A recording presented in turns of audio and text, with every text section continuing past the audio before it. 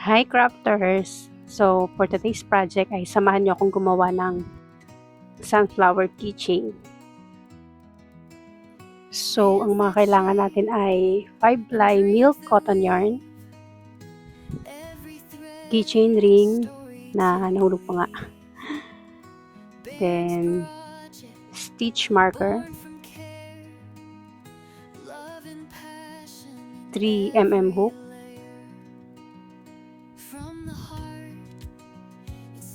scissors, and pliers. So, first, kailangan natin gumawa ng magic ring. So, ganito lang ako gumawa ng magic ring. Yung 2 fingers, i-cross mo dun yung yarn. Tapos, i-hold mo siya. And then, ipapasok mo yung hook dun sa yarn. Tapos, kukunin mo yung nasa pangalawang row and iti-twist. Yan. Tapos, hold mo siya para hindi gumalaw. Kailangan mo ipitin.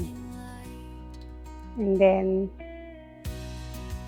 kukunin mo yung yarn kasi papasok mo siya dun sa butas. Sa butas. Yan. Tapos yan na. Ganyan ako gumawa ng magic ring. Tapos, next, kailangan natin ang 6 na single crochet dito sa magic ring. So, ganito ako nag-single crochet. Nagsi-single crochet yan. Panoodin mo.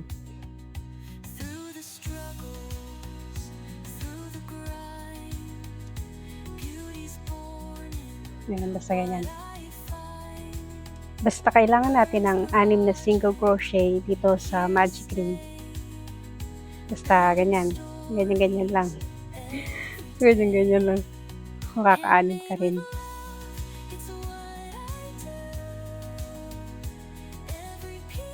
To make sure, binilang ko lang yan. 6. Tapos, hihilahin natin siya. Ayan. So, kailangan lang naka-flat. Tapos, dun sa pinaka-unang stitch, ipapasok mo yung hook. At mag-i-slip stitch tayo. Yan. Diretso yun. Yan. Tapos, chain 1. Yan na yung first row natin. Sa second row naman ay kailangan natin ng increase. So, 2 single crochet sa bawat stitch. So, ang final neto, magkakaroon tayo ng 12 stitches. Yan. Nilagyan ko lang ng marker para mabilis ko siyang makita. Kasi minsan nawawala yan eh. Ewan ko, di ko mahanap. Maliligaw yung stitch, kaya yan. Para kitang-kita.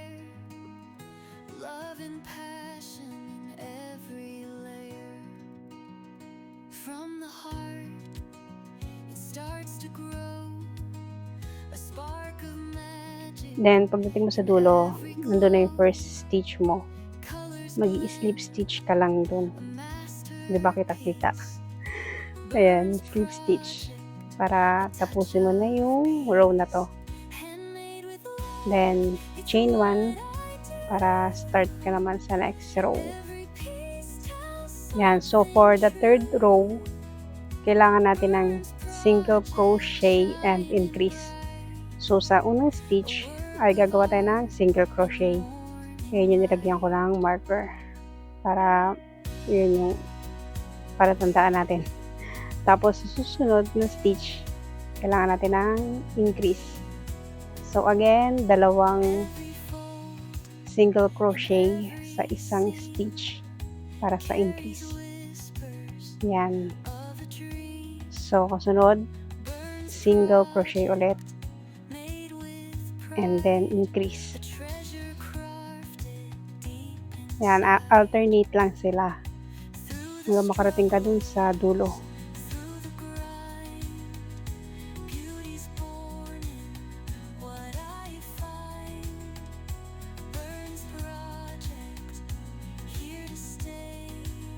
So, ayan na. Nandun na tayo sa first stitch natin. Tatanggalin ulit natin yung marker, then slip stitch. Yan. So, tapos na. Puputulin na natin. Pagkatapos ng putulin, hihilahin natin. Yan. Para naman ilalagay natin siya sa likod. So, dun sa pangalawang stitch, dun ako dun siya pinapasok. Parang, oo, pangalawa eh. Basta hindi doon sa katabing stitch, doon sa pangalawa. Tapos, ibubuhol lang natin para secure. Yan. Huwag masyadong hilang-hila. Yung sakto lang para flat. Yan. So, kailangan natin ng dalawang ganito. Then, yan. Papatungin natin. Tapos, i-insert natin yung hook dun sa stitch. Yung isa, tsaka dun sa isa. Yan. Para gagawa na tayo ng petals. Okay? Ready na. Para natin yung golden yellow na yarn. So, ganito lang. Ipapasok mo yung yarn sa hook. Tapos hihilahin mo siya. Isa makarating sa kabila. Yan. Tapos, chain 1 na to. And then, chain 2. Kailangan natin dalawa. Tapos, double crochet dun sa same stitch. Yan.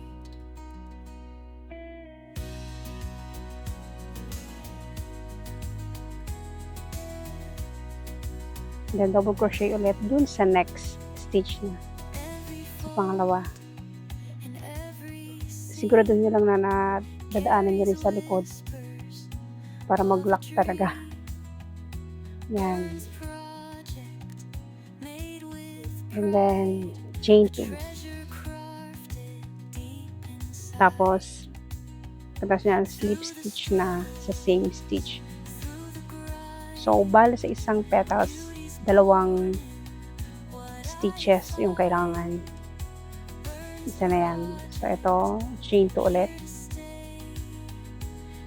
And double crochet sa next stitch na. Ito yung unang stitch para sa susunod na petals.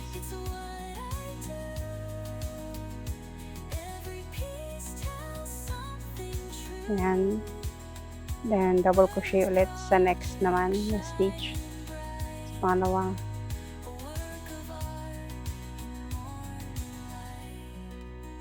Ay, pumasok. Ayan. And then, yan. Double crochet yan. Tapos, dalawang chain and slip stitch para sa pagtatapos ng petals. Para sa closing. Tapos yan, paulit-ulit lang. Chain 2, double crochet sa next. Then, double crochet ulit.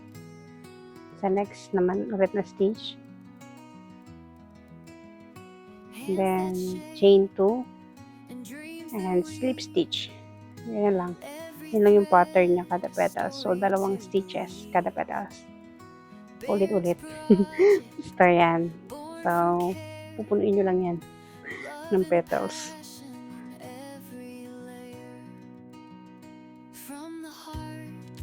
Yan. No, diba? Ang bilis ko. Basta yan. Pinabilis ko na kasi alam niyo na.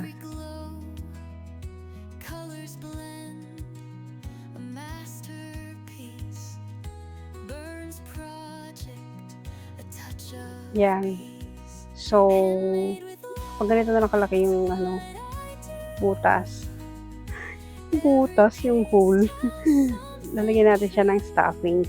So, ang ginagawa kong stuffings dito, yung mga yarn lang na excess, yung mga hindi ko tinatapon na yarn din. Kasi maliit lang naman siya. Para din tipid sa fabric. Kaya tinatago ko, ayaw ko ipakita eh. Basta hindi lang siya punong-puno. Nilalagyan ko siya ng mga yarn. Wala, tinago. Ang damot. Tapos yan, itutuloy lang natin yung paggawa ng petals. Gano'n lang, sipatayin lang hanggang sa ending. Tapos sa ending, 'yan hilahin mo. Tapos ipapasok mo dun sa pinakaunang petals. And then ibubuhol niyo lang. So, 2 beses kong binubuhol para hindi siya matanggal. Para malaki talaga. Tapos puputulin tsaka ipapasok dun sa loob para malinis. Walang ipasok sa labas.